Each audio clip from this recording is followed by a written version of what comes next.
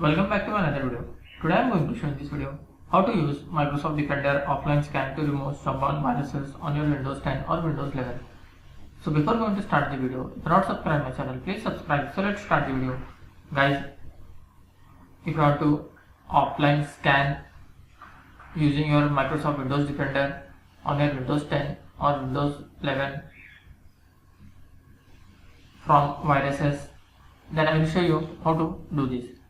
First of all, you have to click on this start menu, then click on settings. In left side you will find privacy and security. Click on this, then click on Windows security, or you can directly click on this search menu, then type here Windows security. After typing Windows security, this screen will be opened. Then click on virus and threat protection. Here you can see quick scan option. You have to click on scan option. In this you can see 4 options: quick scan, full scan, custom scan, and Microsoft Defender antivirus offline scan.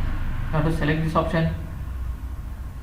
You can see some malicious software can be particularly difficult to remove from your device. Microsoft Defender antivirus offline scan can help find and remove them using up-to-date threat definition. This will restart your device and will take 15 minutes.